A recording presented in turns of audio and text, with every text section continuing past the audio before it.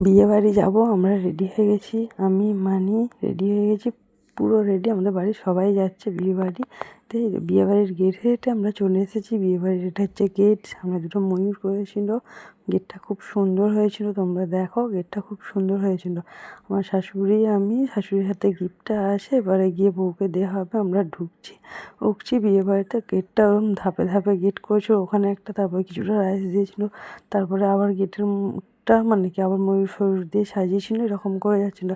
এই আর একটা দাদা এগিয়েছিল, সেই দাদাদের সাথে মানিয়ে হেঁটে হেঁটে যাচ্ছেন। এটা উপরে বউ বসবে, টোটাল এখানটা জায়গাটা বউ বসবে, আর সবাই থাকবে না দিয়ে যে স্টলগুলো ছিল ওখানটাতে।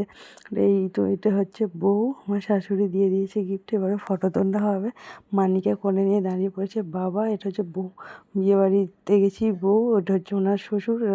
বাবাদের সূত্রে নিমন্ত্রণ, কাজের সূত্রে, তো সেহেতু ওনাদেরকে নিয়ে একটা ফটো তুলছিল। তখন সবাই দাঁড়িয়েছে, মানিতে এদিক ওদিক একবার করে তাকাচ্ছে। এবার আমার স্টলে খেতে যে মকটেল ছিল, আমি মকটেলটা খেয়ে নিয়েছি। মানি এখন ওইদিকে আছে আইসক্রিম।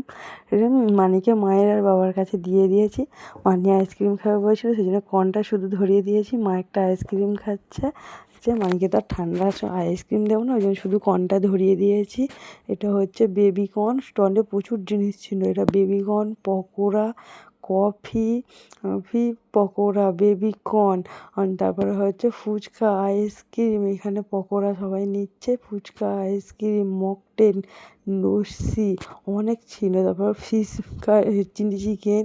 এখানে আম দিয়ে আমের সস করে গেছে। এখানে লস্যি ছিল, লস্যিটা খুব সুন্দর হয়েছিল। এখানে মকটেলের দিয়েছে, মকটেল মানে স্টলে দিয়েছে মকটেল। লস্যিটা খুব সুন্দর ছিল। আর ওটা অনেক ফিশ বন ছিল, চিলি চিকেন ছিল। স্টলে প্রচুর জিনিস ছিল। আমরা সব কিছু ম্যাঙ্গো ফ্লেভার দিয়ে করা হচ্ছে এই মকটেলটা। এখানে ফুচকা খেতে চলে এসেছি আমরা। একজন নিয়ে চলে গেল। ফুচকার ছোলাগুলোই কত বড় বড় কণা গজিয়ে গিয়েছিল।